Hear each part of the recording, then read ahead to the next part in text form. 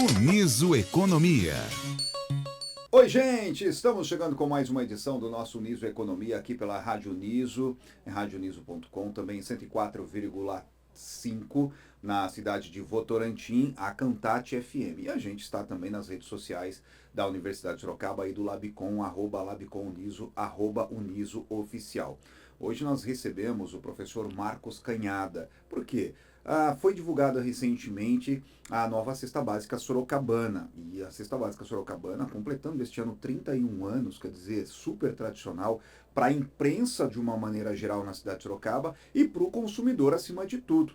E a gente recebe o professor Marcos Canhada exatamente para falar um pouquinho mais sobre isso. Destacando sempre, viu? O Uniso Economia, ele tem a produção de toda a equipe do Labicom aqui da Universidade de Sorocaba. A coordenação geral é da professora Evenise Batista. A edição desse programa a cargo da Ana Sou e também do Matheus Olima. E a apresentação de Douglas Vale. Professor Marcos Canhada, boa noite para o senhor. Tudo bem com o senhor, professor? Tudo bem com você, Douglas? Satisfação mais uma vez estar aqui no Labicom, sempre oportunizando possibilidades de informação. A gente sempre fica muito feliz aí, está sempre buscando contribuir aí com aquilo que a gente pode, que é a informação que transforma.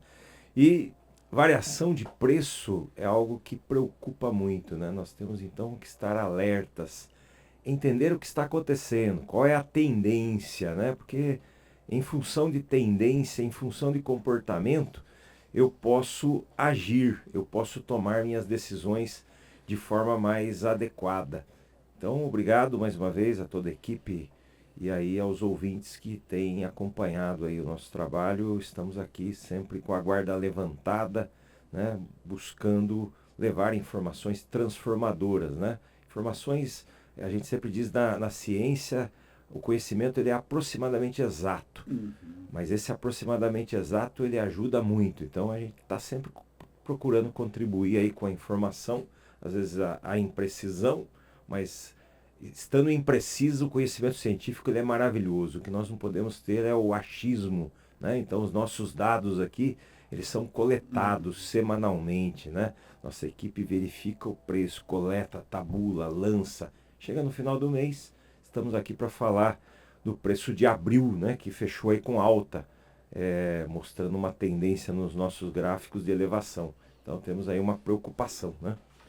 Era uma expectativa, né, professor? Sim, já falávamos. Esse aumento, até se a gente levar em conta o que nós estamos estudando em janeiro, fevereiro e março, Sim. não havia uma expectativa, pelo menos eu me lembro das nossas conversas, não havia uma expectativa nesses primeiros momentos de queda no preço. Então Perfeito. a expectativa se manteve aí Se naquilo que se manteve, imaginava. se manteve. Tem vários fatores atrapalhando o preço, né?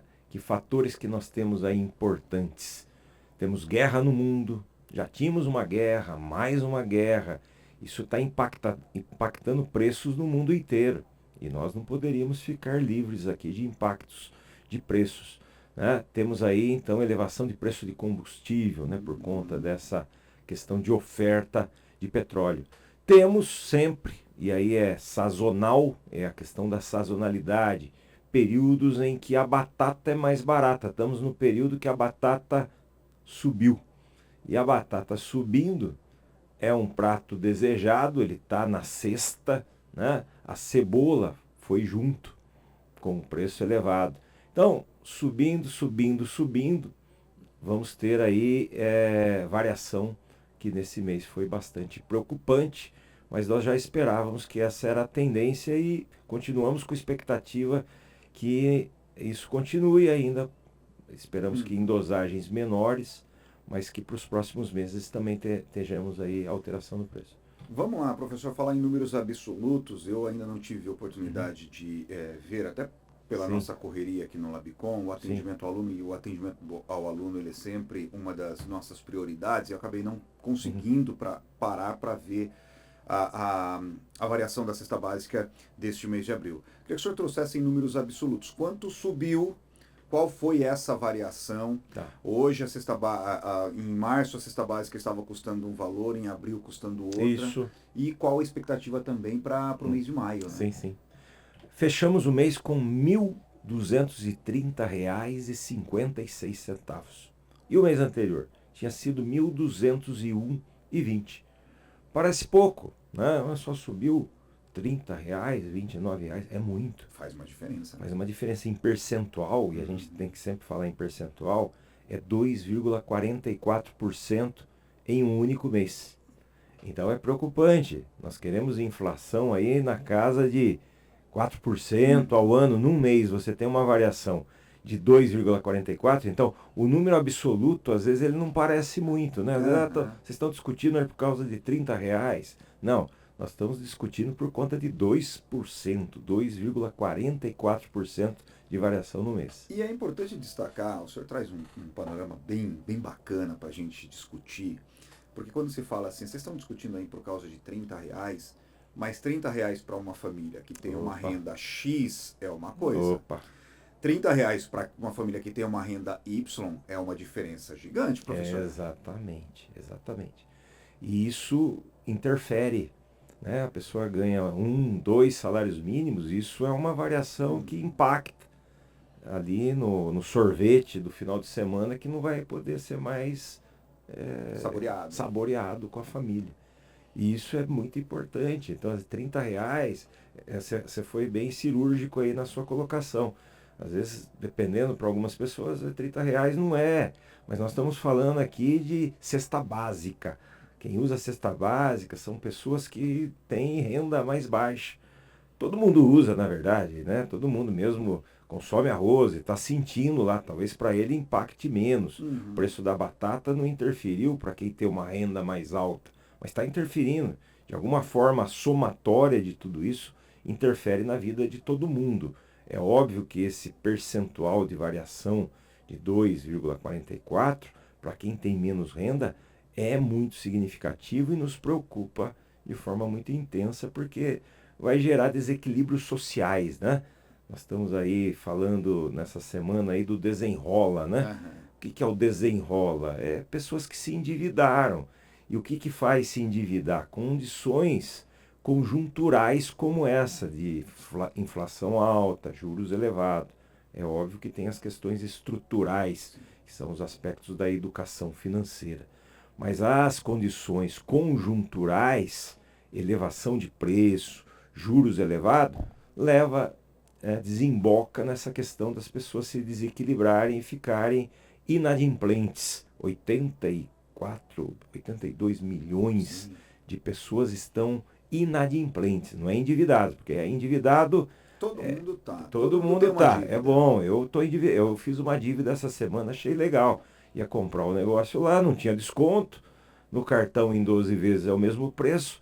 Me endividei, mas está tudo bem. Eu coloquei isso dentro da renda para que eu possa pagar. Se eu não conseguir pagar, eu viro inadimplente. Então, quando eu vou tendo subtração da minha renda pelas beiradas, como é o caso aqui da batatinha, que leva um pouquinho, da cebola, que leva um pouquinho, do leite, que leva um pouquinho, da carne de primeira, da carne de segunda, vai fazer efeito imediatamente para o de menor renda e no médio e longo prazo faz efeito para todo mundo. Exatamente. Agora, professor, o senhor falou da batatinha, o senhor falou da cebola, da carne de primeira, do leite. Qual foi o vilão, se é que a gente tem um vilão neste mês de abril? Todos os meses nós procuramos, todos os meses. Tem sempre um vilão. Qual que foi o deste mês? Cebola. Cebola em primeiro lugar, leite longa-vida em segundo lugar e a batata. Esses três aí são os mais relevantes. Variação na cebola no mês. E você pode perceber, eu vou no supermercado, eu como coordenador dessa pesquisa, eu vou lá para conferir, para auditar, né?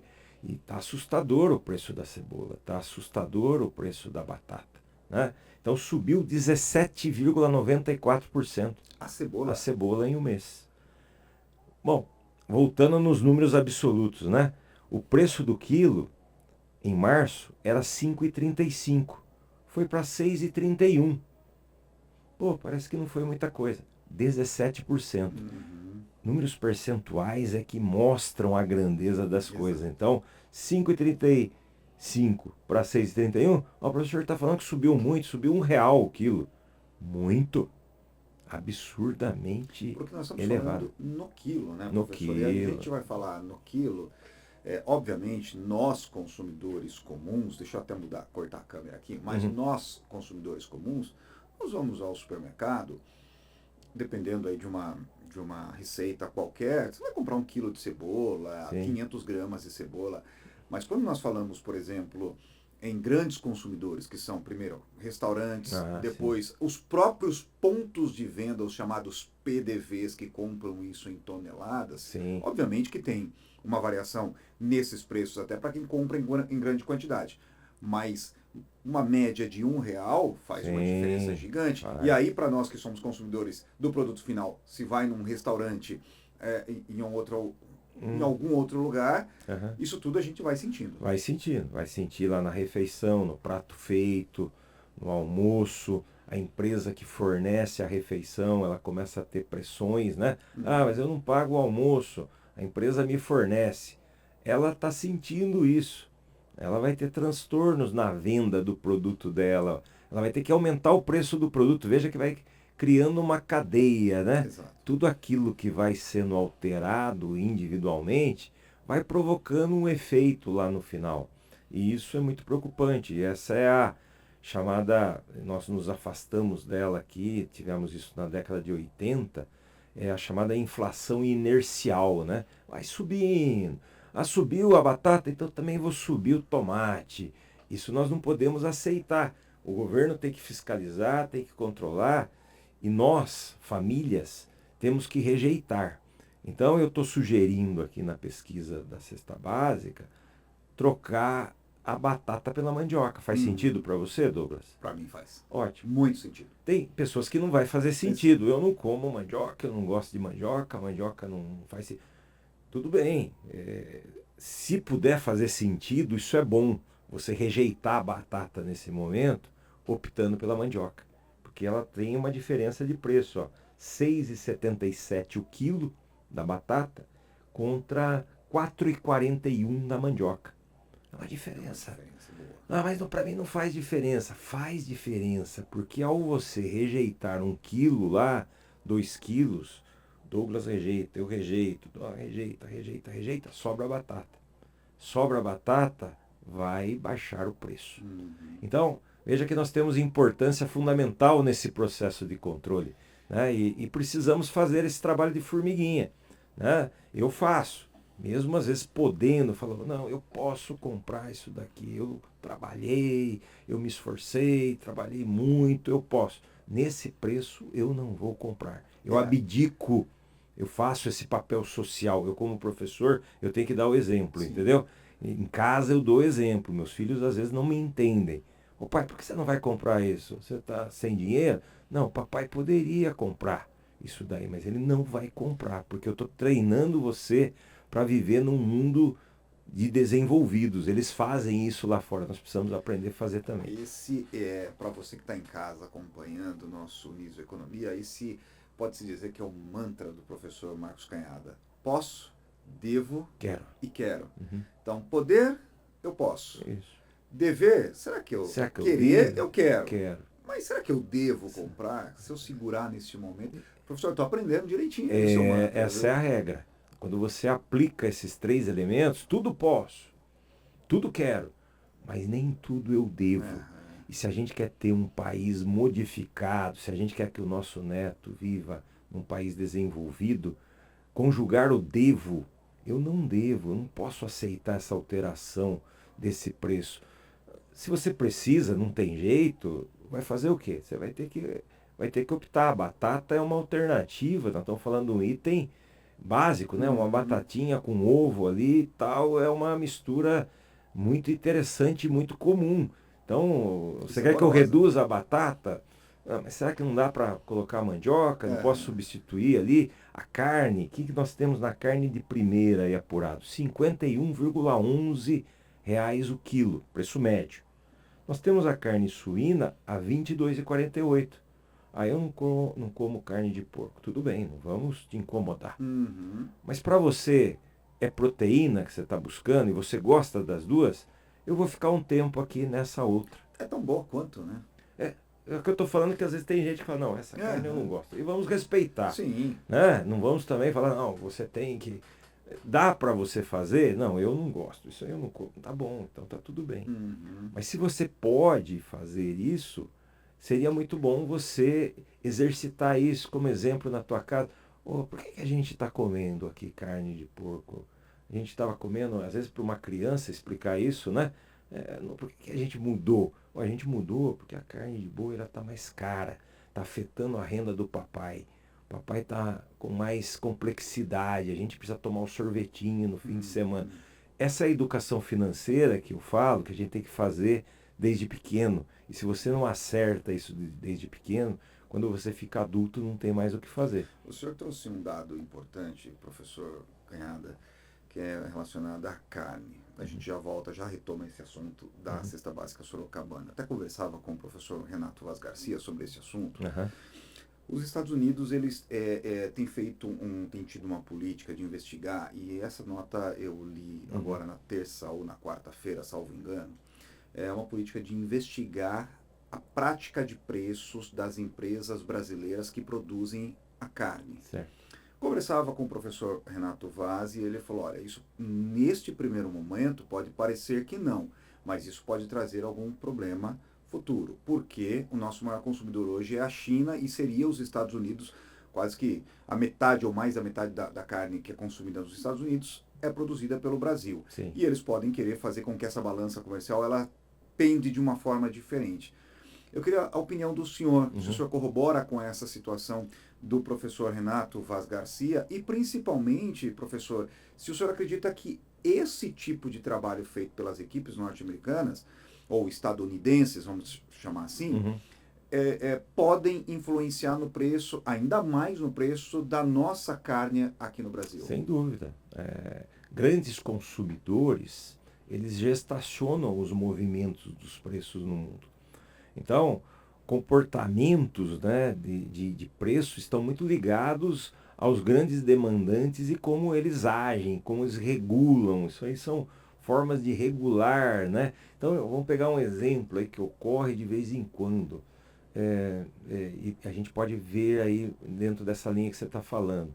De vez em quando aparece a China dizendo assim, não vamos consumir mais carne do Brasil. Por quê? Porque apareceu uma vaca louca lá no centro-oeste. Aí as autoridades brasileiras imediatamente dizem, não, é uma vaca lá, tá tudo... Não. Mas eles cortam momentaneamente. Sim. E isso faz o quê? O preço baixar, né? É exatamente o que acontece. Há uma retração imediata. E às vezes isso é uma tática. Você fala, não, só porque apareceu uma vaca louca lá, um foco. Tivemos recentemente aí no frango, lembra? Exatamente. Não queremos mais, e demorou um tempão. E às perdeu vezes... uma classificação nisso. Exatamente. Isso vai naturalmente, você começa a ter frango aqui, você começa a ter carne. E um grande demandante fazendo retrações, automaticamente os preços despencam. E às vezes é isso que está se buscando, entendeu? Criar dentro de um cenário, e é por isso que nós devemos aprender a regular essas questões, né? Eu me lembro, por exemplo, a Rússia. Os russos são grandes consumidores de carne, também importantes consumidores. Preferem a carne europeia. A carne europeia é melhor do que a carne brasileira, né? Pastos mais tranquilos, carnes mais macias. Quando eles estão brigando com a Europa, eles não têm alternativa, eles vêm aqui buscar. E aí é a oportunidade. Porém, os russos, eles são contra aí a um medicamento que eventualmente é colocado no gado para dar mais massa no gado. Eles não aceitam, porque eles entendem que isso pode trazer câncer nas pessoas. Então é a oportunidade, percebeu? Uma grande demanda vindo para a gente, eles não querem esse produto, vamos tirar. Mas às vezes a gente continua colocando, aí eles detectam, eles reagem, não querem comprar mais, porque vimos lá traços daquele produto. O americano já não liga para esse elemento, para ele não faz diferença, mas amanhã poderá fazer, e às vezes fazer para fazer o movimento dos preços mudarem dentro daquilo que eu estou precisando. Quem tem poder, né, costuma ter direcionamento mais forte da economia. Isso praticamente ocorre de forma geral nos bens e serviços da economia. Agora, para a gente retomar já esse assunto da cesta básica, isso pode ser uma faca de dois gumes, Uhum. porque num primeiro momento, se os Estados Unidos deixarem de consumir a carne brasileira, sobra mais carne aqui para a gente, esse preço tende a cair. Sim. Porém, para o investidor, para o gerador Boa. de emprego, Perfeito. Ele deixa de produzir. e aí Ele começa a bater as matrizes. Eu falo, não vale a pena nesse preço. E aí eu crio uma desindustrialização do processo. E a entendeu? gente pode ter perda de emprego. E perda de emprego e o preço volta a subir do mesmo jeito. É um dilema. A gente vive diversos dilemas. Isso aí que você apontou é perfeito. As pessoas, os alunos às vezes me questionam isso. Professor, nós somos os maiores produtores de carne do mundo. Por que a gente tem uma carne tão cara pra gente? É uma questão de preço. Lá fora se paga mais, é óbvio que eu vou vender lá fora. E vou vender o que sobrar aqui, ou a carne de menor qualidade, a picanha boa, vamos mandar para lá porque eles pagam e deixa aqui para cá essa. Pô, mas isso tá certo? É os movimentos É lei de mercado. do capitalismo, do sistema, é assim que funciona. E não adianta você querer regular isso. Não vamos permitir mais. A carne vai ser só vendida para nós. Isso não está dentro de um cenário, porque é o que você falou. O empreendedor ele fala, bom, com esse lucro eu paro de produzir, vou abater todas as minhas matrizes, acabo com a produção e a gente deixa de gerar processo. É um ciclo. Um ciclo. Professor, falamos aí dos vilões e quais são aqueles que nos ajudam, que tiveram a menor preço? Tivemos aí itens que não têm muita importância relativa, por isso que a cesta subiu, porque às vezes você fala, ó, subiu a carne, ela tem uma importância relativa muito grande, ela tem um peso grande na cesta do consumidor. Caiu o achocolatado, ele não tem uma potencialidade, mas ele caiu uma quantidade aqui de 9,38%. Mas ele é um item relativamente pequeno, né? Usa no café da manhã.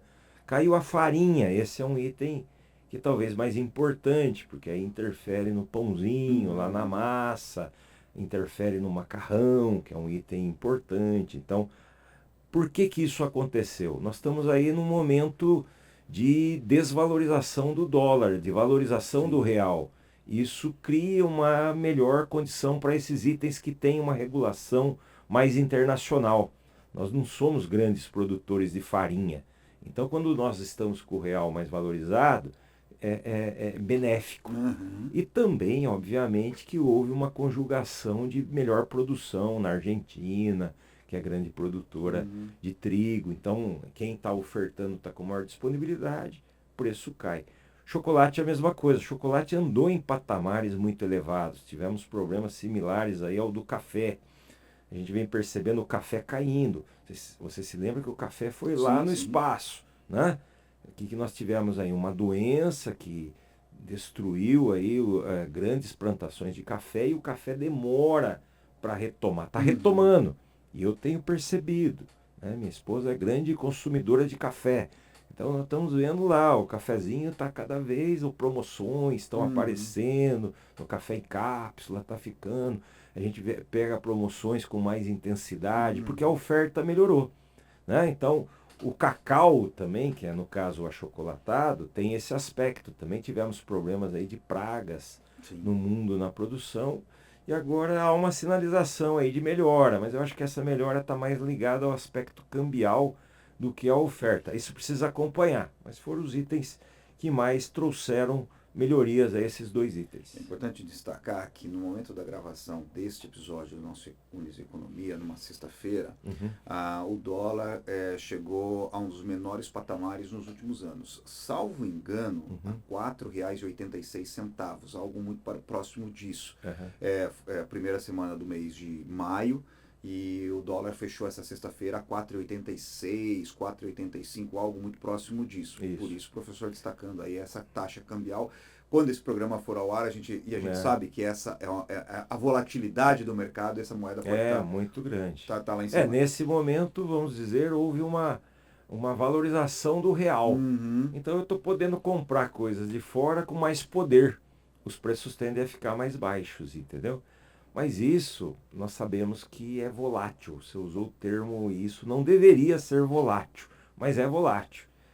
Daqui a pouco há uma modificação lá nos Estados Unidos, há uma modificação na guerra, e esse dólar volta lá para um patamar mais próximo aí de 5,20, 5,30, 140 com alguma facilidade, e aí careceu novamente, né? Para a gente finalizar, professor, o senhor falou aí a questão da guerra. Uhum. Nós tivemos hoje também, nesta sexta-feira, dia 8, o anúncio de uma trégua na guerra entre Ucrânia e Rússia. Esse anúncio foi feito primeiro pelos Estados Unidos, após a visita, inclusive, do presidente brasileiro à Casa Branca, e depois ele foi chancelado tanto pelo governo ucraniano quanto pelo governo russo. Uma trégua, se não me falha a memória, de 3 dias.